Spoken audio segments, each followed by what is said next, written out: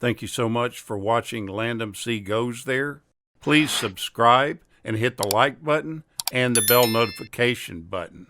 Bell, Book, and Candle is a 1958 supernatural romantic comedy film that was directed by Richard Quinn from a screenplay that was done by Daniel Teradash.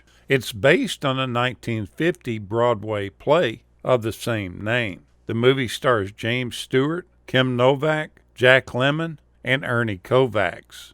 The storyline goes that Gillian Holroyd is a modern-day witch living in Greenwich Village. Publisher Shep Henderson moves into the apartment just above her, and she really becomes interested in him.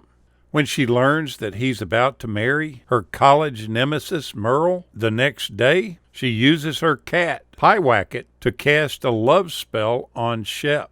Shep becomes immediately enamored with Gillian and breaks up with Merle on the morning of their wedding. Gillian then arranges for author Sidney Redlich to visit Shep in the hope that Shep will publish his next book, which is about witches in New York.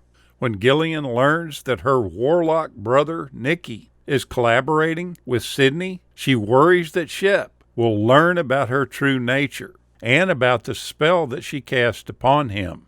When she discovers that she is actually falling in love with Shep, something that will make her lose her powers, she must decide what she really wants.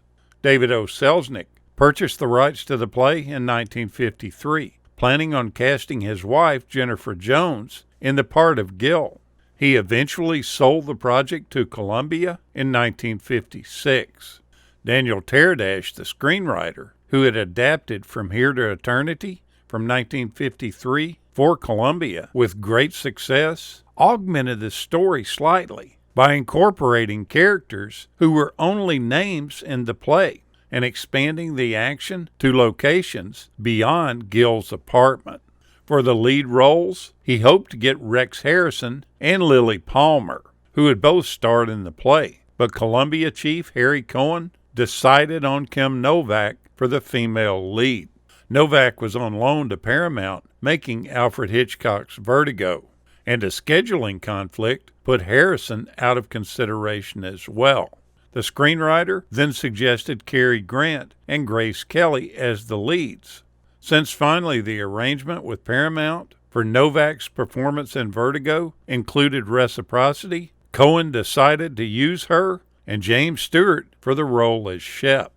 The film is generally considered as Jimmy Stewart's final romantic lead. Gillian's cat in the film is named Pyewacket. This is a sly historical reference to a real cat associated with witch hunting. Pyewacket was one of the supposed familiar spirits of an alleged witch accused by a witch finder in March of 1644 in the town of Manningtree, Essex, England. In early 1957, producers launched a somewhat promotional search for Siamese cats to play Pyewacket.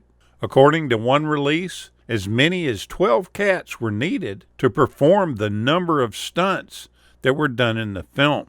The primary cat that was used for the role in close-ups was owned by animal trainer Frank N. And after Kim Novak worked with this cat for the many takes on the film, Frank N. decided to give the cat to her because they had formed a close bond. Ms. Novak said Jimmy Stewart was her favorite leading man, and was really disappointed that he wouldn't be playing any more leads like that. She enjoyed working with him, and she had hoped that they could keep working together in future films, because she felt that they had great chemistry. I'm not sure if that translates across the screen. This almost seems like one of the few films that Jimmy Stewart is miscast in. The title of the project, Bell, Book, and Candle, is a reference to exorcism, which is performed by Bell, Book, and Candle. In the opening, you ring the bell, open the book, and light the candle. And to close it, you ring the bell, close the book, and put out the candle. Now, this movie was the true inspiration for the television sitcom Bewitched from 1964 that starred Elizabeth Montgomery. and as you watch the film, you can sure see the similarities to it. The play that started it all opened on Broadway in New York City at the Ethel Barrymore Theater on November 14th, 1950, and it closed its run in June of 1951 after 233 performances. The opening night cast consisted of Rex Harrison as Shep, Lily Palmer as Gil, Jean Adair as Queenie, Larry Gates as Sidney, and Scott McKay as Nicky. There were no other characters in the play. The exterior street where Kim Novak had her shop and James Stewart had his apartment was filmed on the western end of Brownstone Street on the New York set of MGM's Lot Number 2. This street set was often used in films and television. It appears in numerous Twilight Zone episodes from that period. The Zodiac Club exterior from the film was just around the corner from the Brownstone's eastern end, where a three-way alley split the block.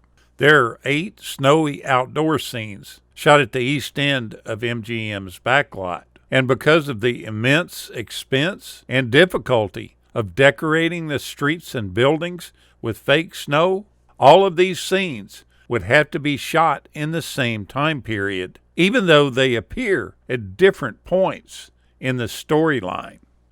The star of the film, Kim Novak, created quite the stir in the late 50s when she became infatuated with Sammy Davis Jr.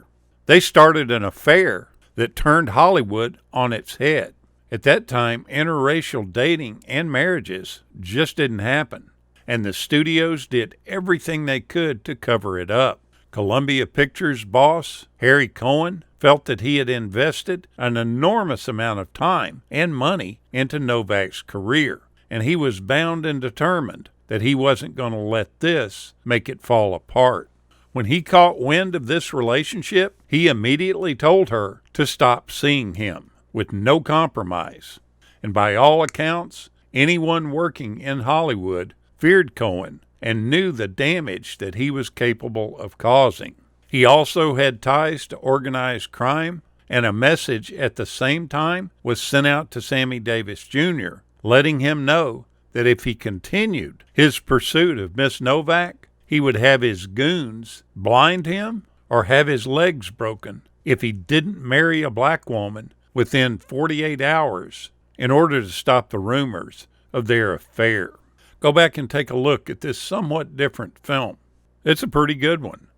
Thank you so much for watching, and we'll continue to chase the classics.